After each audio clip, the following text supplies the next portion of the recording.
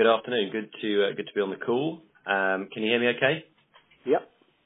Perfect. I think you have the current investor presentation, so we're going to just talk through this relatively quickly and then obviously open up for questioning. So first of all, obviously a lot of you will already be Horizonte shareholders. Just a quick refresher on the company.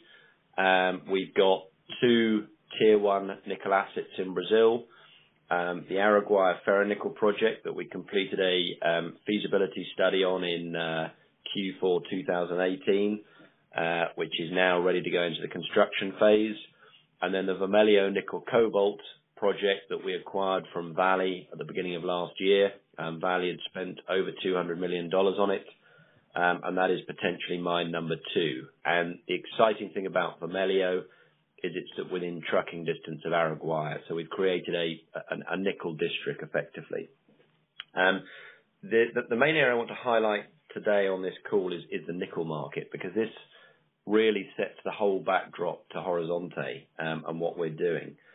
And on page 6, just a really high-level snapshot of the nickel market. We're now sitting at a point where we've got the lowest nickel inventories for the last 6 years. So in January last year, nickel stocks on the LME and the SHFE in China were around 400,000 tons, and today we're below 200,000 tons. So we've seen a halving of nickel inventories. The main demand for current nickel is in stainless steel. Stainless steel is used in everyday items, from kettles through to pipe work in corrosive environments, power stations, etc. And that's growing at around 5% year on year, which means you need around 100 to 120,000 tons of new nickel every year coming online. And by 2025, that means 300,000 tons or 400,000 tons of nickel, which is anywhere between 20 to 22 new Araguaia projects. So that's the key message, that the stainless steel market, which accounts for about 70% of all nickel used today, is robust and growing year on year. And then on top of that, we've had this really rapid growth in electric vehicle rollout. And obviously nickel is one of the main chemicals used in EV batteries, energy density, etc. We all know electric vehicles are coming. It's just how quickly are they going to roll out. And the main sort of penetration point is around 2025 to 2030. And there's going to be over 20 to 30 million cars on the road by that stage, up from 3 million today. And what that means is it's going to be a requirement for over 1 million tons of new nickel. So total nickel produced this year will be around 2.2 million tons. So we need another 1 million tons on top of what we're currently producing. That's 55 new Vermelhos. So that's a pretty phenomenal demand picture. And if you look at what's out there to supply that demand, it really is a fairly barren landscape. And what you have to remember is any greenfields project globally today will take between 8 to 10 years to go from initial drilling and resource through to production. So they're just not out there. They're not going to be able to supply that demand that we're seeing. And what does that do? That will drive pricing. And you can see when you look at our price decks that current consensus forecast is around 16,400.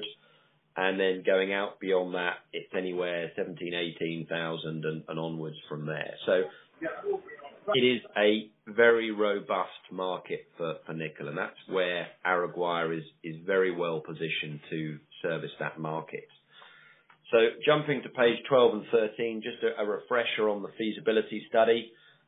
We announced the stage 1, which will produce around 14,500 tons of nickel a year. On our base case, that gives you a 20% IRR, a 400 million NPV, and after payback of capital, it generates over $1.6 billion over the life of mine. And it's low cost. That's the key thing. Its cost of production will be around $6,700 a ton, and nickel price today is $13,000 a ton. So you're going to be right at the lower end of the global cost curve. And then if you put consensus pricing in there, that net present value goes from 400 million to 700 million. and the free cash flow, you get another $1 billion on top of that. So this is a massively cash generative asset. And in parallel, we always designed Araguaia to go from that stage one, 14,500 tons a year of nickel, building a second process line in there to take that up to 29,000 tons of nickel a year. And that is the sort of size of operation that an Anglo-American would be looking to produce from. So all of the infrastructure, the power, the offices, the crushing capacity, the actual land area has all been designed to accommodate that scale up without significant increases in capex. And you can see there the stage 2 expansion, the base case gives you a 23% IRR and a 700 million NPV over a 25-year mine life. So this is a very exciting, high-grade, scalable project. The other key milestone that we've delivered over and above the feasibility study is on page 20, and we were awarded the construction license in early January this year. Now, this is a big differentiator and a big de-risking step on any project. We're now construction ready, so we've gone through all the permitting steps over the last 36 months. And this now is a very unique asset class to be in where you are construction ready. And there are very few projects, and especially in the nickel space around the world, that are in this position.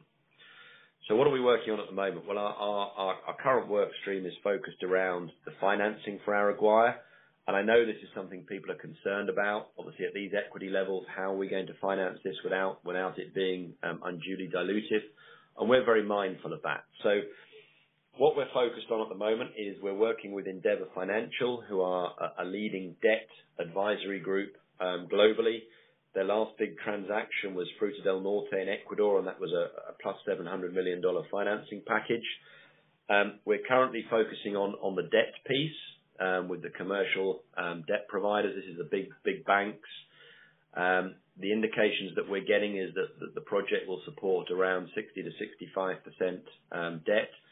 And we have a number of the mainstream debt providers in the market actively engaged on the project, which is very positive.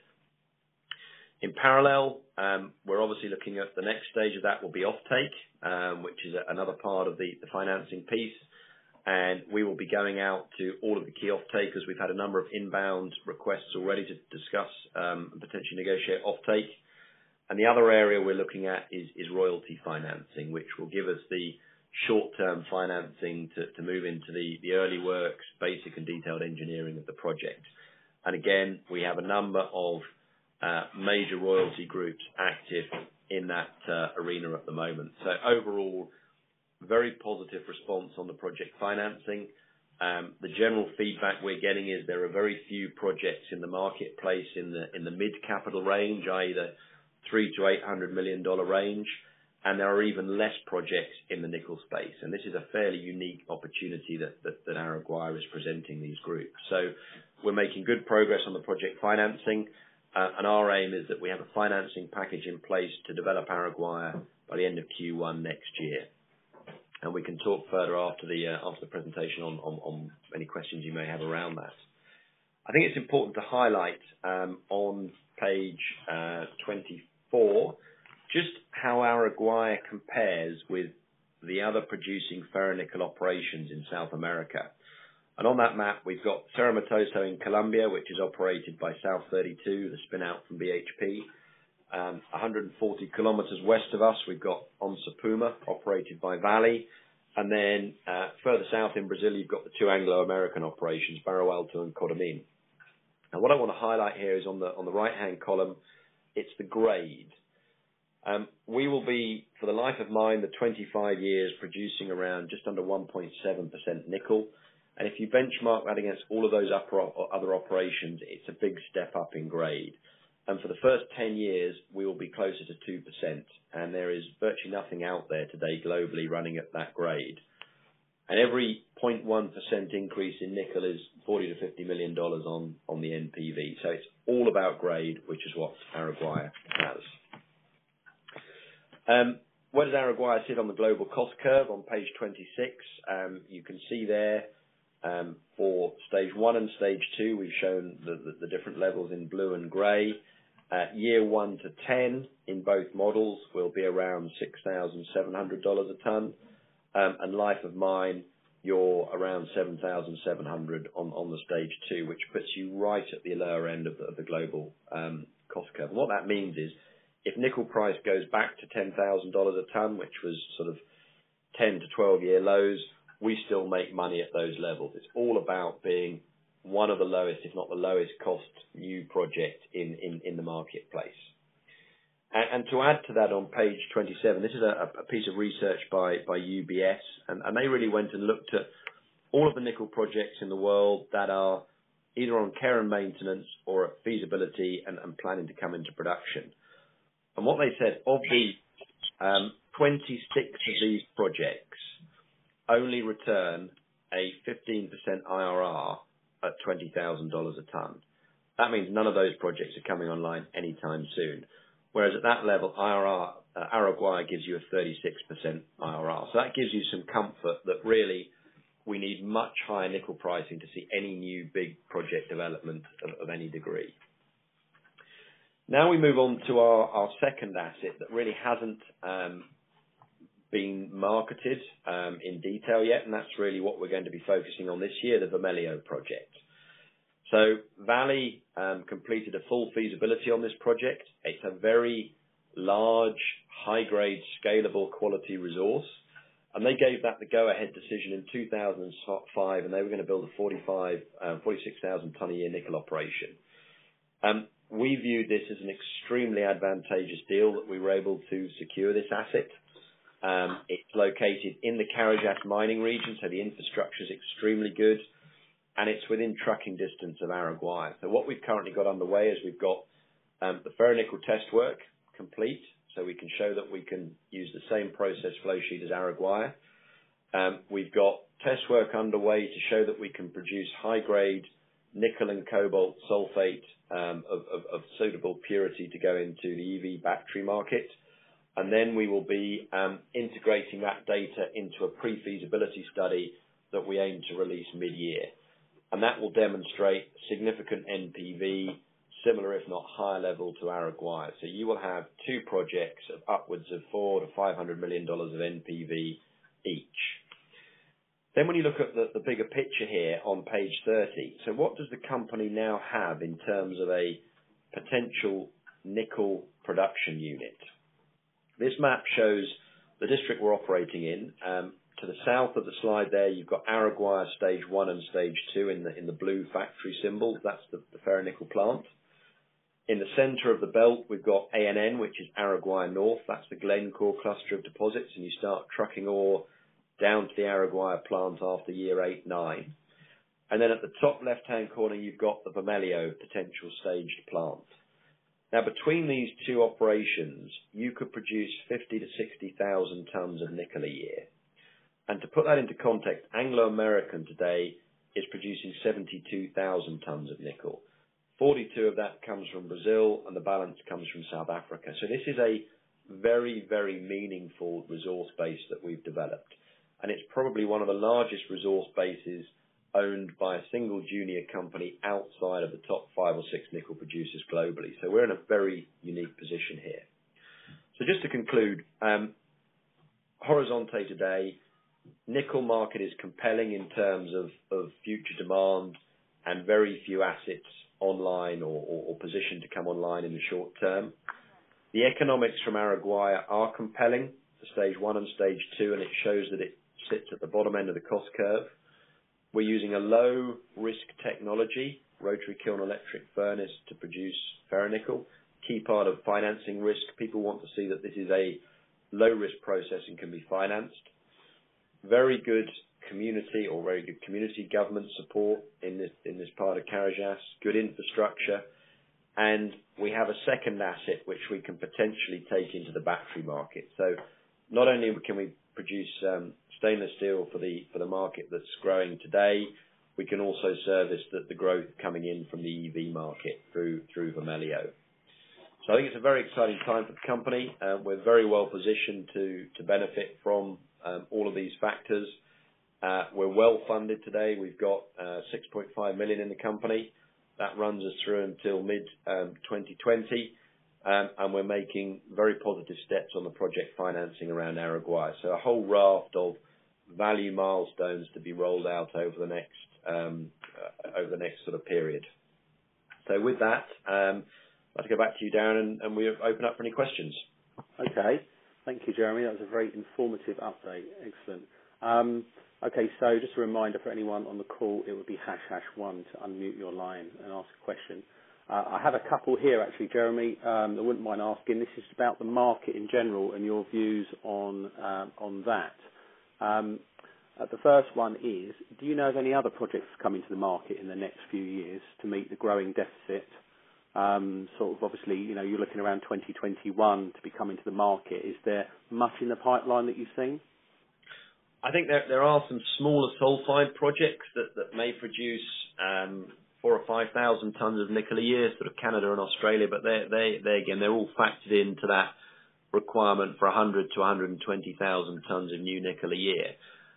There are one or two Australian laterite projects which are being developed to go into the battery market. So again, that's not really going to affect where we're looking at for the ferronickel side of things. And then there are 3 or 4 projects which need a much higher nickel price, and that comes back to that UBS slide where you're sort of saying $20,000 a ton is incentive price. I think it's actually higher than that Wood Mackenzie are talking about today. So, and then obviously we've got Indonesia doing what it's doing, and the announcement of the new H-Power plant in Indonesia with Tianshang. They're saying they're going to build that for 700 million. The question is, why would the Chinese be able to do this any cheaper than any of the other global companies? So I think there's a big belief that will be much higher capex than that. It's going to be a number of years before it comes to the market, and that's purely tailored to the battery market. And again, that's going to be 50,000 tons in a market that potentially needs 1 million tons. So I think there are some small projects to answer your question, but I think the overall demand versus new projects that can come online and potentially put a lot of product into the market is very limited. Hi, it's Simon here. Just to add to what Jeremy was saying, I think he mentioned the incentive price, and that's quite a key thing to understand. That is the point in the market where there's enough of an incentive to build new projects in order to meet the demand, which is growing. So that is the way that everyone looks at this market, is at what point in the price curve. So that is where people get their projections of the rising nickel price from. And essentially what the UBS research is saying is that it's got to be above $20,000 a ton before enough new supply will come on. So demand is going to increase and increase and increase. And the longer that these things are underwater, the more aggressive the rise in the nickel price will be at some point in the future, because there's simply not the economics there for people to make the decisions to bring these projects on. And that ties in with grade. And the reason we're going to be such a low-cost producer is because of the grade and the grade profile over the coming, the first 10 years of production. Yep. Okay, thank you. And that answered my second question, actually, which was around the H-Power nickel projects in Indonesia and China, because I've seen some sort of mixed views on whether they actually could bring that sort of project to market that quickly. So that's interesting. Yeah, there's not many people that believe that it'll be on time and on budget. Yeah. And meanwhile, the deficit's growing all the time. Yeah, correct. And you've got this massive new arena of demand. So even if they do bring it to market in 4 or 5 years' time and it ends up doing 50,000 tons, it doesn't even touch the future demand. Yeah, because we're looking at about an extra 1 million tons for the EV space alone. So 50,000 out of one plant in China is not really going to turn the dial an awful lot. Okay, thank you. A different question, actually, around Araguaia financing. So, you've spoken quite a bit on a few interviews about looking at various options, project level, debt, equity. There are various options open, but obviously, market cap also dictates what level you want to do that at. And I know you've said in the past that, you don't have to rush into a deal, The nickel price can drive the market cap up to a more realistic value before you have those discussions. But what I did wonder was, have you had any interest from any consumers in terms of offtake, and more specifically, say, perhaps in the automotive sector, where we're seeing a lot of press articles nowadays around, the likes of Nissan, Toyota, whoever, are trying to secure offtake because they're sort of fairly worried about getting their base metals for, EV batteries. Yeah, good question. So I think if we obviously both Araguaia and Vermelho are different product questions. So if we take Araguaia, which is ferronickel for stainless, yes, we've had inbound interest on offtake, but that will be dealt with as part of this overall financing process. So we want to get the debt piece in place, and in parallel with that, we'll then move into the offtake arena. The reality is the offtake is probably the easiest part of the puzzle to close out. The challenge and the area that we have to work hardest on is how much of that offtake can we get prepaid up front, which then can be offset against the equity that we need to raise. And there definitely is a movement where we're seeing these off-takers advance money up front as part of the project development. So that's positive on Araguaia.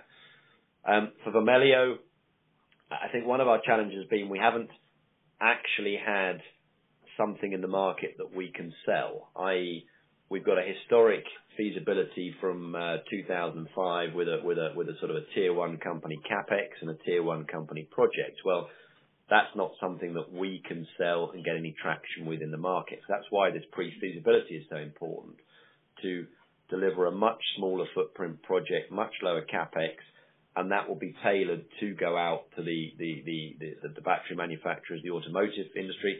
And to answer your question, yes, we have had inbound interest on Vermelho, looking at exactly that, the battery space. And you see at the moment, obviously, a lot of cobalt is sourced from Congo, DRC. People really do want to start looking at ethical sources for cobalt, and we see that Vermelho will play very well into the EV battery market arena, and I think that will be a very interesting. Actually, if anything, probably that side of the market is more active at the moment than the traditional mining space. So, yeah, we see this as a big value driver in terms of what comes out of Vermelho. And just to add to that, Simon again, it's probably worth kind of explaining a little bit about what a financing process is like. This is a globally significant, or two globally significant projects. So we're not just going to talk to one person and try and close a financing deal. We're using advisors, we're using professional advisors to run a process in order to get a bit of competitive tension and to make sure that anyone who is potentially interested in the different sectors of the financing package are involved at the right point in time in the right process. So we get a very good feel for where the market is at and what the market is looking for and who the key players are, and then we can undertake the process with our advisors to make sure that we get the best terms for the company in that during that process. And I would add to that, I mean, you have to remember that nickel price crashed down at the end of last year back to $10,000 a ton. So it sort of started in January 2018 at 10,000. It ran up to 15.5 mid-year and ended the year at 10. Well, you don't want to be trying to finance a project at $10,000 a ton. So a lot of this is market and timing dependent, because obviously if you try and force a deal, you're going to get unfavorable terms. And we're not in a position where we need to do that. And this comes back to fear of being diluted and us ensuring as a management team that we can get the best possible financing deal. That means the lowest interest rate on the debt, the most upfront payable on the offtake, and the best equity structure into that deal, as well as looking at alternate financing structures. And this is why we're keeping all options on the table, and that could include financing at the project level in Brazil, depending on who the party is, as well as the other items that Jeremy just mentioned. But it's important to reiterate, we do have a large number of parties active in the data room under NDA, and these are groups that you would expect to be linked to a project finance at this stage, whether it's the commercial debt providers or the private equity groups looking at sort of hybrid financing structures. So it is a very active process at the moment. Thank you. Just actually, you touched on Vermelho there, and it's a very exciting project. Can I ask just a couple of questions on that, and I'll spill them off in one go, and then you can probably just summarise it. But when do you plan to have the PFS complete for that? And if you then move on to a BFF, when would you be able to use Vale's input from that? Yeah, so we're aiming to have a PFS out mid-year, and that's broadly June. We're already using a lot of the Vale feasibility study data into that pre-feasibility, and then we would see that obviously subject to financing moving very quickly into a BFS. And actually, if you look at Vermelho, the infrastructure is very good. You're looking at sort of a couple of kilometres of road. You're looking at a much shorter power line because you are in the heart of Carajás. So if a partner came along or we structured a partner-type transaction on this, Vermelho could be moved forwards very quickly. The thing that we're working on at the moment is to bring the environmental and social licensing up to date, because that's the area that needs to be brought up in line with the rest of the project. And just to add to that, I mean, we've got a team in country. This is right next door to our existing project, so we've got all of the costings, we've got all the local information that we need. So we're very up to speed on exactly what needs to be done to get this thing to a similar state that Araguaia is at.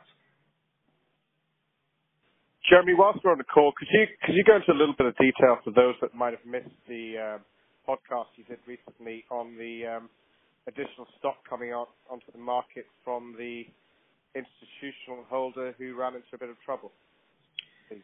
Yeah, absolutely. So obviously we started the year, we were trading up in a nice position, and then it's probably 2.5 weeks ago now. It was on the Wednesday. We saw an announcement that City Financial had gone into administration at the Topco. That was on the Wednesday. And then on the Friday, by mid-morning, 25 million shares had gone through, and by the end of the day on the Friday, 100 million shares had gone through. We didn't get any warning of that. It was a fairly rapid event. We did have people in the market bidding on that stock during the day. So what we understand there is effectively City Financial liquidated that position. It went to a third-party group at a discount, and then that third-party group has essentially been selling that back into the market. And that really accounts for the sort of, let's say, the erratic high-volume trading pattern that we've seen over the last 10 days. I think now it's found a base. And we're back to more steady state trading. It's just one of these very challenging situations that you can't predict, and obviously it had to be absorbed into the market. I would add to that I've subsequently seen all of our major shareholders, from JP Morgan through to Canaccord. They're all very comfortable with the story, supportive, understood obviously the position with City Financial. And all the indications they've given is that they are long-term shareholders and supportive of what we're doing here.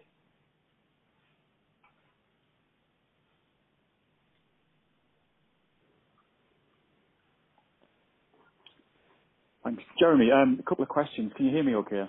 Yeah, no problem. Yeah, the first one is, in terms of the processing that will be used at Vermelho, would that be the HPAL process or the RKEF process that you've got at Araguaia planned in? So we've done, or we've completed the test work and successfully demonstrated that we can produce ferronickel using the RKEF flow sheet that we've got designed at Araguaia. So there's not a problem there. We've also got the test work underway to show we can produce the nickel and cobalt sulfate, and that is very close to being concluded, and there's no technical issues around that. We will then decide which of the flow sheets we adopt to run into the pre-feasibility study, and it will come down to which drives the biggest net present value for the project. And equally, we feel it's important that we've got a large ferronickel project. We're into that marketplace.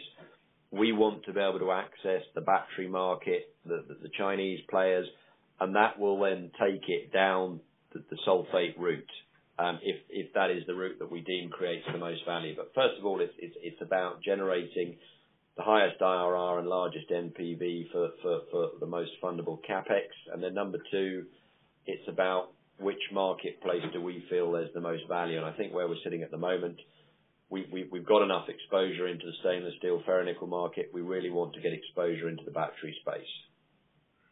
Okay, makes sense. I think the key, sorry, one more thing to add on to that. I think the key is the optionality. So if you're a strategic investor or someone looking at this from the outside, we can demonstrate that you can do either. So if anyone has a set route that they would prefer to go down from a market point of view, then we can adjust accordingly. For example, we know that Anglo American is heavily focused on ferronickel for the stainless steel space, but then you look at somebody like a Sherritt, massive amount of experience and technology going down the PAL, HPAL route, etc. So it just, as Simon said, it means that you can market to two different arenas, and you can play to both sides of the Class 1 and Class 2 nickel. Okay, thank you. It makes sense.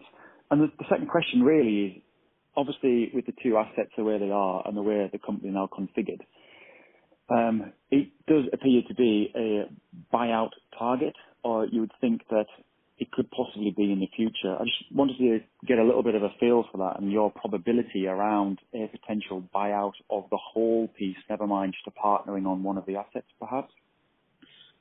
So you're asking me if I'm a betting man? I'm asking you for a probability. I think so. Let's look at all of those. So obviously, we're focused on putting the financing package together and developing Araguaia. In parallel, we will also mid to second half of the year look at strategic angles on that. And with Vermelho, we will look at strategic financing and partnering options, because we can only at one point in time build out one of these projects. I think if you look at what's going in the copper space at the moment, there is a fair amount of M&A activity. If we go back and look at the nickel space when it was at $16,000 a ton, we had Onça Puma, which we've talked about a lot, which is in Brazil, acquired for $850 million. You have to know we've got the equivalent of 3 Onça Pumas in the company today. And at the same sort of time, a bit later on, you go back to Sirius in Australia with Nova Bollinger, which was a $1.2 billion acquisition by Independent. So I think all of these things can come into play at various price points in the cycle. And you also have to take the de-risking along with it. It may be that actually you put the financing package together on Araguaia, and in the case of Sirius, they were halfway through construction before they were acquired. Equally, if there is a producer who wants to add a significant nickel unit to their inventory, i.e. 40 to 60,000 tons, it could be that it is a corporate takeout. Alternatively, if Araguaia is built and delivers the sort of returns that we think it can do, this could be a very significant dividend payer. And you only need to look at something like Largo Resources in Brazil. Vanadium project, it was a little bit lower on the capex. It was about $300 million. That's now valued on one asset at a $1.2, $1.5 billion company, and it did $130 million of profit last year. So I think you've got multiple value drivers as a shareholder going forwards here. I think just to add to that, Simon, again, is we know that there's transformational change underway in the nickel market, and things are moving very, very fast. You look at the projections a year ago for the EV side compared to today, it's changed quite a lot.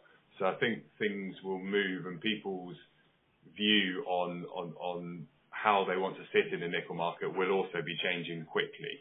And there's not many projects out there. 8 to 10 year time lag to develop a greenfield project doesn't look that appealing in a very fast moving market.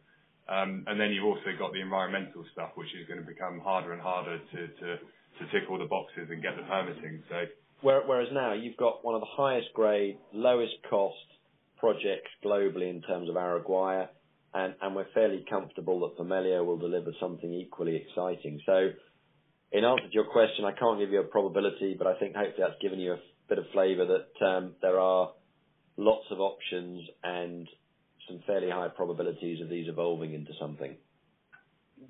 That's fine. Thank you very much. Appreciate it. Jeremy? Hello. Just a question regarding any potential director buying. Are the board permitted to buy at the moment, and what potential plans be around that? So I mean, this is the answer between some. I mean, we're in a closed period at the moment. We're obviously in a position where we've got a number of parties active around the business, which means that we're not in a position to buy. Obviously, the directors were active acquiring stock in December, and going forward at relevant price points, I'm sure you will see. I can't obviously speak for all the directors, but I'm sure you'll see activity at the relevant points. But the key thing is, I mean, directors buying is one metric, but the key value driver in this story is going to be what the market's doing and what the nickel market does. Yes, so good afternoon. I'd like to ask you what you feel about the very poor, low valuation of the company, given the significant progress made. There is a theory that it is in some people's interest to suppress the valuation of a company with a significant asset via various market mechanisms. It does seem that there has been a seller active in the market since the start of 2018. And it also seems that the stock that does come on the market doesn't seem to be going into institutional hands. There seems to be a lot of stock about, and obviously as a shareholder have been very disappointed with the performance of the ordinary shares over the last 3 years. Have you any sort of comments on the current valuation of the company? Also in reference to one of the broker targets, which was at 15 pence a share last year. I wonder if you can answer that. Yeah, so it's Simon here. Look, we share your frustration. We're massively undervalued at the valuation. It's very disappointing and frustration for all stakeholders. The one thing that I would say to that is, a lot of people say it all the time, it's a bit of a cliche, but if you look at the underlying value of the assets in the company, at some point in time, the value will come out. It has to, the way the market is looking, with regards to someone artificially keeping the valuation down here, we're not in control of the share price. The market dictates the share price. I personally don't think there's any sort of unforeseen forces trying to suppress the share price. I think it's just a bit of a function of the poor equity markets globally at the end of last year, which hit a lot of companies, right away from Facebook and Google and Amazon all the way through to junior mining companies. And I think that as we progress further along the path that we've been setting out today, I think the market will understand and realise the value, hopefully sooner rather than later.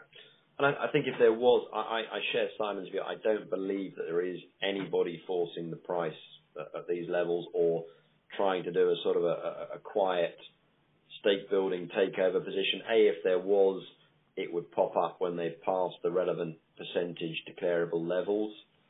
And I think you have to look at, if you look at the profile of the company, it has increased the retail holding.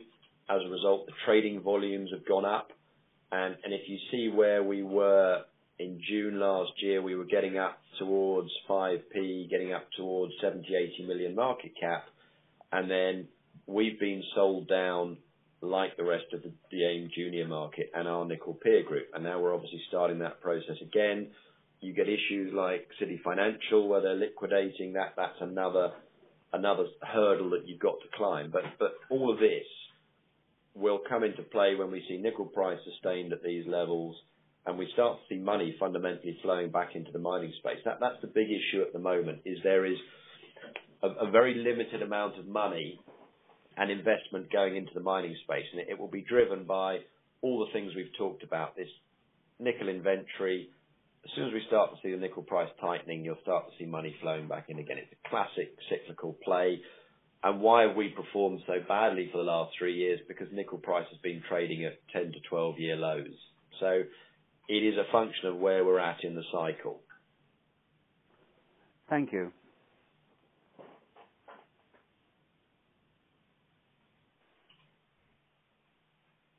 Jeremy, just one last question for myself. In terms of the work that you're doing to prove out the battery grade for Vermelho, what's the timing in terms of announcing the results from that to the market broadly? I know you can't be too precise, but broadly speaking. It's imminent. So it's coming towards the end of the work, and we've obviously got to evaluate the results, do some test work on the product, but that will be imminent. Okay, thank you.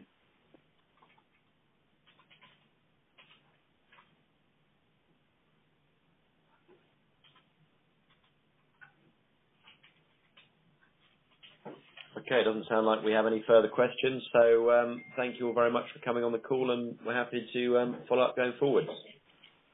Thank you, Jeremy. Take care. Thanks very much. Thank you, Jeremy.